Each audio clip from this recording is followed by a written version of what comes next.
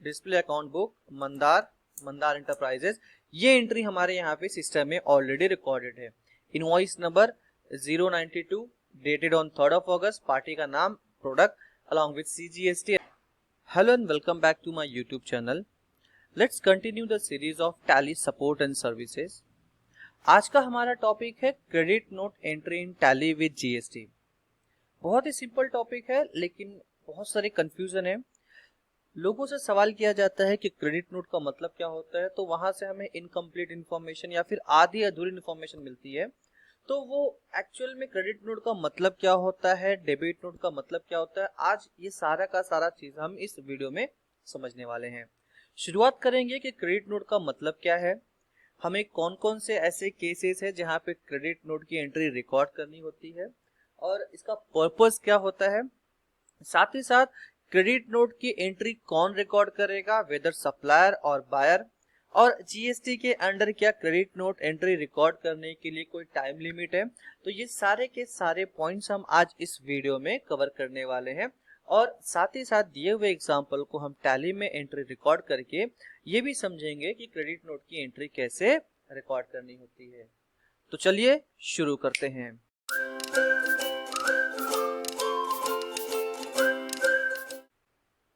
तो सबसे पहला सवाल आता है, व्हाट इज क्रेडिट नोट। अब हम क्रेडिट नोट को समझ रहे हैं तो साथ साथ में डेबिट नोट का भी मतलब भी उसी तरह से हम समझ लेते हैं। क्रेडिट नोट और डेबिट नोट का मतलब होता है एडजस्टमेंट ऑफ ओरिजिनल इनवॉइस।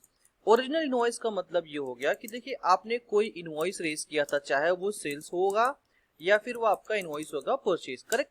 तो आपने जो भी सेल्स या परचेज इनवॉइस रेज किया है, अगर उसमें किसी तरह का कोई एडजस्टमेंट करना है, किसी तरह का कोई अमेंडमेंट करना है, तो उस एडजस्टमेंट को रिकॉर्ड करने के लिए हमें जो वाउचर यूज करना होता है उसका नाम है क्रेडिट नोट। सब रिप्लाई करते हैं, क्रेडिट नोट का मतलब सेल्स रिटर्न। जी हाँ, क्रेडिट नोट सेल्स रिटर्न से रिलेट करता है, बट कंप्लीट इसका मतलब ये नहीं कि क्रेडिट नोट का मतलब सेल्स रिटर्न था, नहीं, ये मतलब नहीं होता है। क्रेडिट नोट का मतलब होता है एडजस्टमेंट ऑफ ओरिजिनल इनवॉइस। अब आप इसी एग्जांपल को लिंक कीजिए कि अगर आपने कोई प्रोडक्ट 1000 रुपए का सेल किया था, उसमें से एक प्रोडक्ट 100 रुपए का वापस आ गया, यानी कि सेल्स रिटर्न होता है। अब जैसे ही 1000 रुपए का प्रोडक्ट आपने सेल किया, 100 रुपए का प्रोडक्ट अगर उसमें से रिटर्न हो जाता है तो आपकी सेल्स की वैल्यू क्या हो जाती है, कम हो जाती है। तो यानी कि आपकी सेल्स की वैल्यू क्या हो गई, कम हो गई। अब एडजस्टमेंट करना पड़ेगा, तो उस एडजस्टमेंट को रिकॉर्ड करने के लिए हमें वाउचर यूज करना होगा क्रेडिट नोट, करेक्ट। तो सिमिलर वे से जैसे क्रेडिट नोट होता है, उसी तरह से आपका डिस्काउंट हो सकता है, उसी तरह से अंडर वैल्यूएशन भी हो सकता है, ओवर वैल्यूएशन भी हो सकता है, एनी फॉर्म। एनी फॉर्म का कहने का मतलब होता है जब भी आपके एक्चुअल सेल्स या परचेज इनवॉइस की वैल्यू को डिक्रीज या इंक्रीज करना है, यानी कि एडजस्ट करना है, तो हमें जो वाउचर यूज करना है या तो वो क्रेडिट नोट यूज करेंगे या तो वो हम डेबिट नोट यूज करेंगे, depending upon the nature of transaction. तो पहला पॉइंट यहाँ पे क्लियर हो जाता है कि एक्चुअल में क्रेडिट नोट होता क्या है, इसका मतलब क्या है। सवाल आता है कि हमें ऐसे कौन कौन से केसेस है जहां पे क्रेडिट नोट को रिकॉर्ड करना होता है। देखो, मैंने अभी अभी बताया कि क्रेडिट नोट आपको एंट्री रिकॉर्ड करनी हो सकती है, वो अगेंस्ट सेल्स इनवॉइस भी हो सकता है, अगेंस्ट सेल्स इनवॉइस भी हो सकता है, अगेंस्ट आपका परचेस इनवॉइस भी आपको क्रेडिट नोट रेज करना पड़ सकता है। अब आप कहोगे कि परचेज के अगेंस्ट क्रेडिट नोट, हाँ बिल्कुल, परचेज के अगेंस्ट भी हमें क्रेडिट नोट रेज करना पड़ सकता है। देखो, क्रेडिट नोट अगेंस्ट सेल्स कब रिकॉर्ड करते हैं हम लोग, हम कब रिकॉर्ड करेंगे, जब हमारा ओरिजिनल सेल्स की जो वैल्यू है, ओरिजिनल सेल्स की वैल्यू जो होगी डिक्रीज, जब ओरिजिनल सेल्स की वैल्यू डिक्रीज होने वाली है, डिक्रीज यानी कि लोअर होने वाली है, तो हमें कौन सा वाउचर यूज करना है, क्रेडिट नोट। हमने 1000 रुपए का प्रोडक्ट बेचा था, उसमें से 100 रुपए का प्रोडक्ट रिटर्न हो गया, तो यानी कि 1000 माइनस 100 रुपीज, तो बचे 900 रुपए, यानी कि डिक्रीज हो गए वैल्यू। जब सेल्स की वैल्यू डिक्रीज होती है, ओरिजिनल सेल्स की वैल्यू डिक्रीज होगी, तो आपको जो वाउचर यूज करना है वो है क्रेडिट नोट, करेक्ट। ये आपको समझ में आ गया। तो यानी कि वो वैल्यू क्यों डिक्रीज होगी, या तो सेल्स रिटर्न हुआ रहेगा, या तो आपने डिस्काउंट दिया रहेगा, या तो फिर आपने प्रोडक्ट का जो 100 रुपए का कीमत था लेकिन गलती से आपने 120 रुपए का बेच दिया माल, आपने क्वांटिटी तो उतनी की उतनी बेची, लेकिन गलती से 120 लगा दिया, जबकि आपको 100 रुपए ही प्रोडक्ट लगाने चाहिए थे, तो वो भी कम करना पड़ेगा। तो यानी कि जब भी सेल्स की वैल्यू डिक्रीज करने की बात आएगी तो आपको कौन सा वाउचर यूज करना है, क्रेडिट नोट। अब बात करें अगेंस्ट परचेज की, तो ये जस्ट ठीक उसका उल्टा है।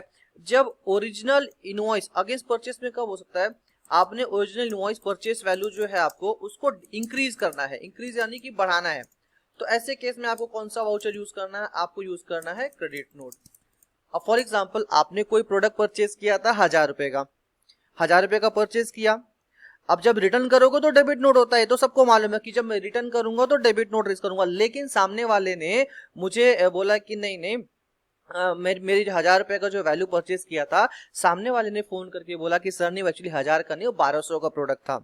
तो ऐसे केस में मेरे परचेज की कॉस्ट बढ़ जाती है। परचेज की कॉस्ट बढ़ेगी तो मुझे अपने बुक्स में जो एंट्री रिकॉर्ड करनी होगी उसका नाम होगा क्रेडिट नोट, और इसका ठीक उल्टा होता है डेबिट नोट। तो आपको ये समझ में आ गया कि आपको सेल्स के अगेंस्ट कब रेज करना है और परचेज के अगेंस्ट कब रेज करना है क्रेडिट नोट।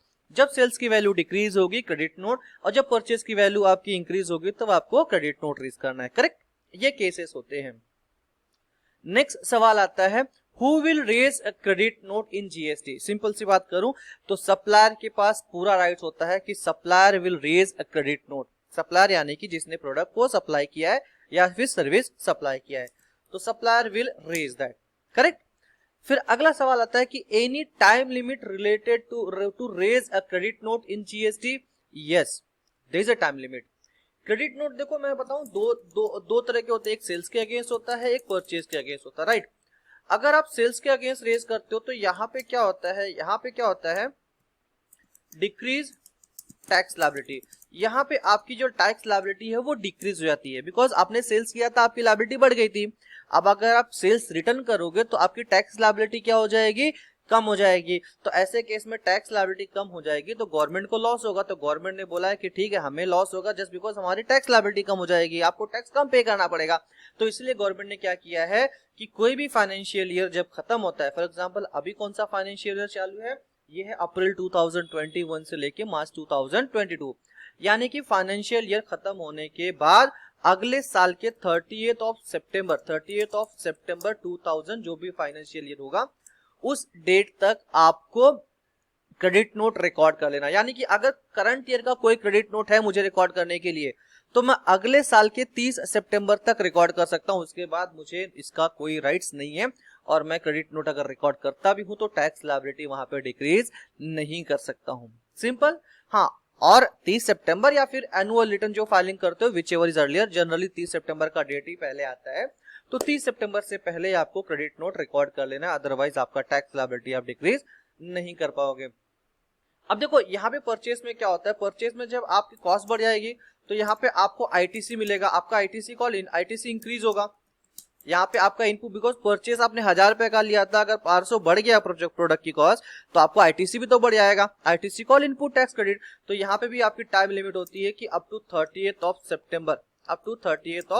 सितंबर 2000 जो भी डेट होगा आपका, यानी कि इसकी टाइम लिमिट है कि आने वाले साल के 30 सितंबर से पहले पहले मुझे कोई भी क्रेडिट नोट अगर रिकॉर्ड करनी है अगेंस्ट माय सेल्स और माय परचेस, मुझे रिकॉर्ड कर लेना, अदरवाइज इसके आगे कोई एंट्री होती है तो मैं टैक्स बेनिफिट हमें नहीं मिलने वाला है, टैक्स का जो बेनिफिट हमें पास ऑन होता है वो हमें नहीं होगा। करेक्ट। तो ये रहा इसका पूरा का पूरा कॉन्सेप्ट, क्लैरिफिकेशन की क्रेडिट नोट होता क्या है, जीएसटी के पर्सपेक्टिव हमें क्या क्या चीजें ध्यान रखनी है। अब इसी चीज को हम टैली में इंप्लीमेंट करते हैं। तो चलिए यहाँ पे केस स्टडी दिया हुआ है। A company have already sold following items to Mandar Enterprises dated on 3rd of August 2021, correct. तो ये 3 अगस्त को उन्होंने 2 प्रोडक्ट बेचे हैं, 18% GST and second product 12% GST, ये इनवॉइस नंबर, यानी कि सेल्स की एंट्री ऑलरेडी रिकॉर्ड हो चुकी है। अब देखो सेल्स की एंट्री रिकॉर्ड हो चुकी है तो यानी कि क्रेडिट नोट तभी होगा जब हमने सेल्स की वैल्यू क्या करनी होगी, डिक्रीज। हमने सेल्स की वैल्यू डिक्रीज क्यों करेंगे, सेल्स की वैल्यू डिक्रीज क्यों करेंगे, या तो सेल्स रिटर्न हुआ रहेगा, या तो हमने डिस्काउंट दिया रहेगा, करेक्ट, या तो डिस्काउंट दिया रहेगा, या फिर इनवॉइस जो है हमारा ओवर चार्ज हो गया रहेगा, ओवर वैल्यूड हो गया रहेगा इनवॉइस, और जब इसकी वैल्यू कम करनी रहेगी तो हमें करना, यानी कि किसी भी फॉर्मेट में अगर सेल्स की वैल्यू कम करनी है तो डेफिनेटली आपको क्रेडिट नोट रेज करना होगा। तो ये जो एंट्री है हमने टैली में ऑलरेडी रिकॉर्ड कर ली है। तो चलिए मैं आपको पहले ये एंट्री दिखाता हूँ टैली में कि हमने कहाँ पे रिकॉर्ड की है। Display account book Mandar enterprises, ये एंट्री हमारे यहाँ पे सिस्टम में ऑलरेडी रिकॉर्डेड है। Invoice number 092 dated on 3rd of August, party का नाम product along with CGST and SGST। ये इंट्रा स्टेट सप्लाई है यानी कि विद इन सेम स्टेट है, तो CGST और SGST दोनों चार्ज किए जाएंगे। यहाँ पर इस तरह से चार्ज हो चुका है।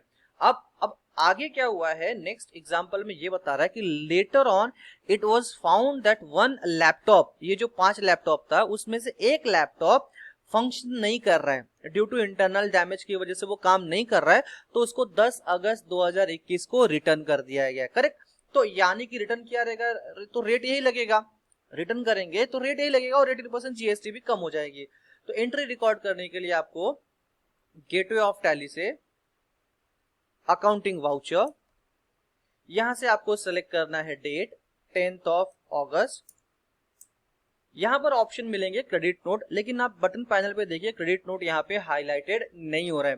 तो क्रेडिट नोट का वाउचर अगर हाईलाइटेड नहीं है तो कोई प्रॉब्लम नहीं है, आपको F11 प्रेस करना है। F11 में यहाँ पे देखिए ऑप्शन मिल जाता है use debit and credit note, आप इसे यस कर देना है। यस करके तीनों ऑप्शंस को यस कर देना है इनवॉइसिंग फॉर्मेट को, और ये सेव कर दिया। अब देखिए यहाँ पे क्रेडिट नोट का जो ऑप्शन है ये हाईलाइट हो रहा है, मैंने यहाँ पे क्लिक कर लिया। अब सबसे इंपॉर्टेंट चीज है कि आप कभी भी क्रेडिट नोट रेज करते हैं तो एक्चुअल में ओरिजिनल इनवॉइस का नंबर क्या था और उसका डेट क्या था वो आपको यहाँ पे मेंशन करना चाहिए। पहले ये GST के कंप्लायंस में ये कंपलसरी रूल हुआ करता था, हालांकि आज के दिन में ये रूल को ऑप्शनल कर दिया गया कि अगर आप मेंशन नहीं करोगे तो भी कोई प्रॉब्लम नहीं है, लेकिन ये मेंशन करना चाहिए, एक एज अ हैबिट के तौर पे ये होना चाहिए। लेकिन प्रॉब्लम तब आएगी जब आपने दो अलग अलग सेल किए रहेंगे और दो अलग अलग सेल्स के अगेंस्ट में एक ही क्रेडिट नोट रेज करोगे, तो ऐसे केस में यहाँ पे ओरिजिनल इनवॉइस नंबर आपको डालना ऑप्शनल है, कंपलसरी नहीं है। लेकिन यहाँ पे हमारा एक ही सेल्स हुआ है, हमें इसी के अगेंस्ट इनवॉइस रेज करना है, सॉरी क्रेडिट नोट रेज करना है, तो क्रेडिट नोट हमने यहाँ पे डेट एंटर कर दिया, date 3rd of August, party का नाम मंदार एंटरप्राइजेस, हमारा जो वाउचर था वो सेल्स, प्रोडक्ट का नाम था लिनोवो लैपटॉप, ये रहा लैपटॉप, एक क्वांटिटी हमारा जो यहाँ से लेस हो गया, प्रोडक्ट का कॉस्ट 30,000, और यहाँ पर आ जाएगा आउटपुट CGST और यहाँ पर आ जाएगा आउटपुट SGST। करेक्ट, तो ये वैल्यू आपकी यहाँ पर हो गई लेस। यहाँ पे GST डिटेल में आपको ऑप्शन सेलेक्ट कर लेना है एज पर एप्लीकेबिलिटी सेल्स रिटर्न। बायर का डेबिट नोट तो ऑब्वियस बात अगर होगा तो एंटर करना, अदरवाइज नहीं होगा तो आप इसको नो कर देना। यहाँ पे बिल वाइज को एडजस्ट कर लेना है, यानी कि जो बिल के अगेंस्ट आपका सेल्स हुआ था आउटस्टैंडिंग एडजस्ट करने के लिए। ये हो गई आपकी क्रेडिट नोट की एंट्री बुक्स में रिकॉर्ड। रिपोर्ट्स चेक करें, display statutory reports GSTR1 for the month of August. See यहाँ पे आप देख सकते हो for the month of August ये आपका प्रोडक्ट का सेल्स था, ये उसका क्रेडिट नोट है, तो यहाँ पर ये आपका क्रेडिट नोट भी प्रॉपर तरीके से अपडेट हो जाता है और ये आपका सेल्स इनवॉइस भी यहाँ पे अपडेट हो जाता है। अगर आप 3B वेरीफाई करना चाहो तो 3B वेरीफाई कर लीजिए। अगस्त 3B में हमेशा वैल्यू आपकी नेट आ जाती है, यहाँ पे 3.1 टेबल नंबर 1 पे यहाँ पे sales minus credit note is equal to net taxable. हाँ, अब ये इसमें GSTR1 GSTR3B क्या होता है, इसके इम्पैक्ट क्या है, इसके कंप्लायंसेस क्या है, इसको डिटेल में समझने के लिए GST का एक हमारा अलग सेपरेट वीडियो एंड उसका प्लेलिस्ट अवेलेबल है, आप हमसे कांटेक्ट करके उसके बारे में इंफॉर्मेशन ले सकते हैं। तो ये रहा पूरा का पूरा concept clarifications related to credit note. मिलते हैं किसी अगले वीडियो में, till the time take care and